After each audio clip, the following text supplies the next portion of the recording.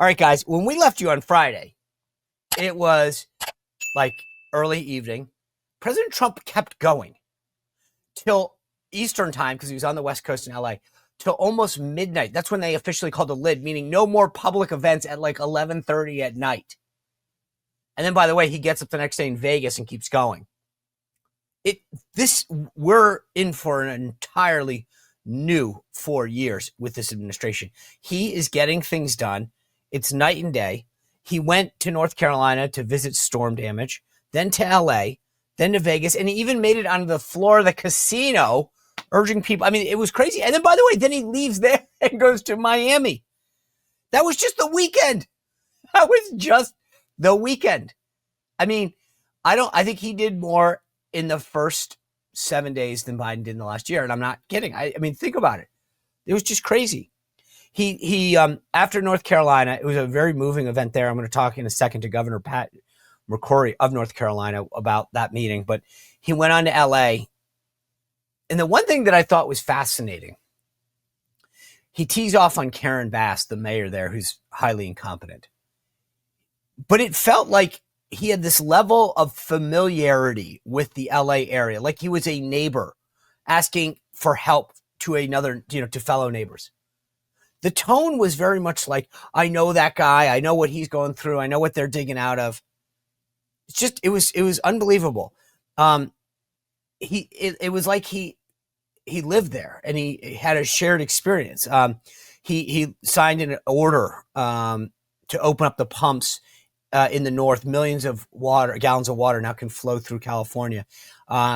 He then has this roundtable, and Mayor Karen Bass, some other elected officials are there, and starts talking about the need to cut red tape, the idea that people are like champing at the bit to get rid of debris and start to rebuild, and the stupid bureaucracy and regulations in California and LA in particular are holding it up. So I want to show you, I mean, he starts going after her.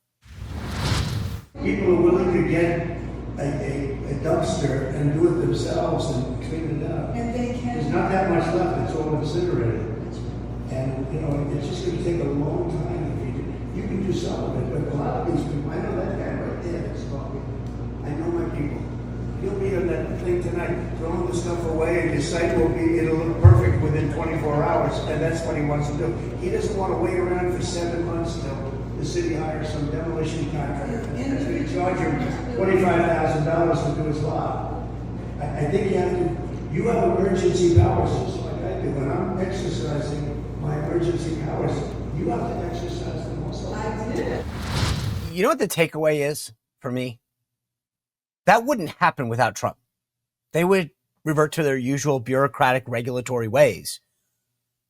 Action is happening because of him, because he's on the ground.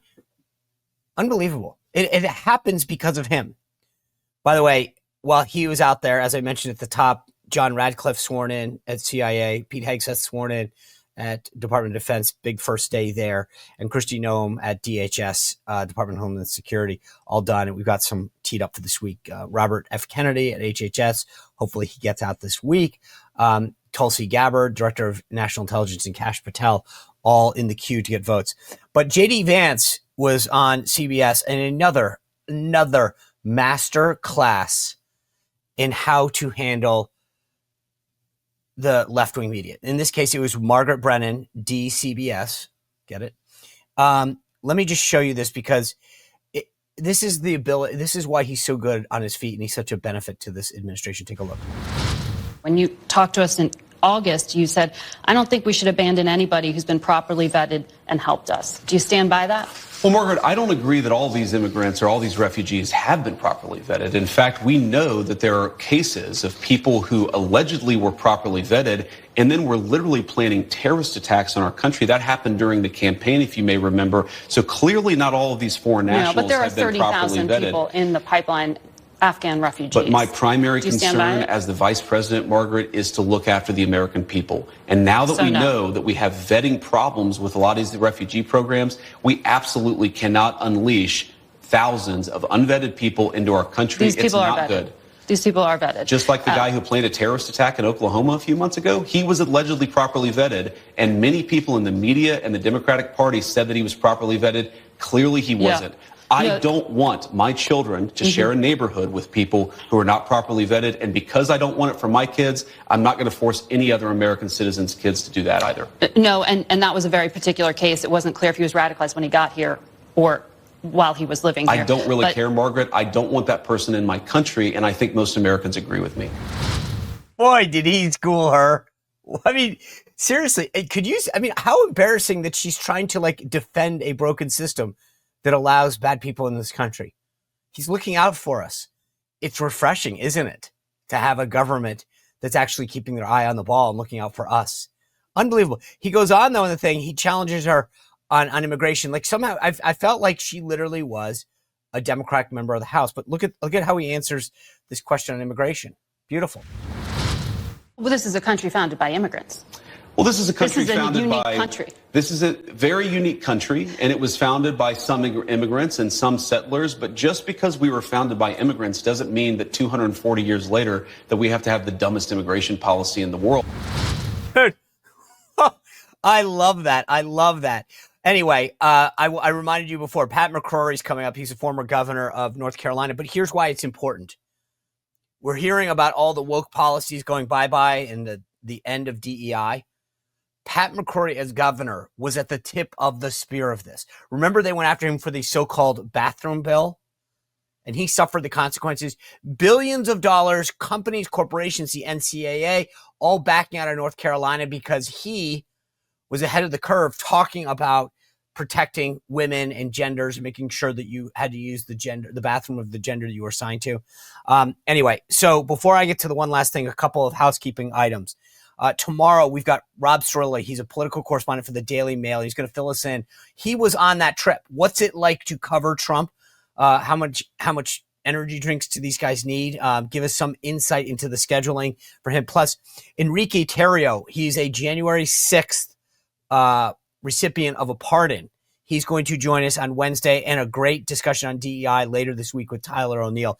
By the way, Speaker Johnson invited President Trump to deliver the State of the Union on March 4th. It will actually be a joint address. I'll explain that as we get closer to it. But anyway, the last thing I want to talk about before I get to this is what happened with Trump and the government of Colombia. I want to explain what happened so that you'll get the full context because the media is not going to give this to you. So President Trump and his team, led by Tom Homan, start deporting people that are here illegally that have committed crimes. And they fill up 2 planes of Colombian nationals and fly them back to Colombia.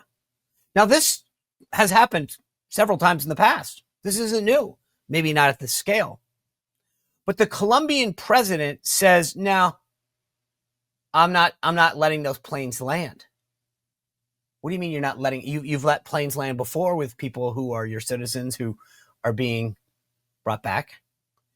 So Trump immediately says, okay, now I want to show you this on the screen, but I want to read a little of it too. I was just informed that 2 repatriation flights from the United States with a large number of illegal criminals were not allowed to land in Colombia. And he says, he talks about Colombian President Petro denying the planes there. So I've directed my administration to immediately take the following urgent and decisive retaliatory measures.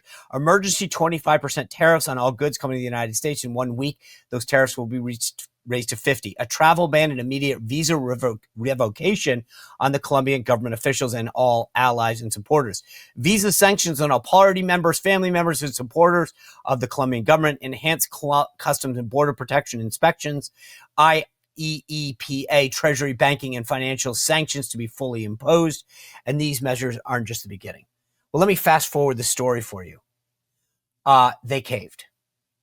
The Colombian government was like, okay, land your plane. We're sorry. You know, the Colombian government tried to say, oh, well, it was a military plane, not a commercial plane. They've all, okay. But let this be a lesson to you. Donald Trump is back, baby. And he knows the powers of government that he has at his disposal. Did you see the complexity of that response? It wasn't just some outrage like, I'm going to do this. I'm going to lay it out formulaically for you. I'm going to crush you and your economy, and they will blame you for your little PR stunt. Man, this is leadership. This is a guy who is back. And I'm just telling you, this is what we need more of. This is what makes a difference in our country. Getting results, following through on your promises. I love this. Well, if you enjoyed this content, make sure to like this video, subscribe, and click the notification bell to get more.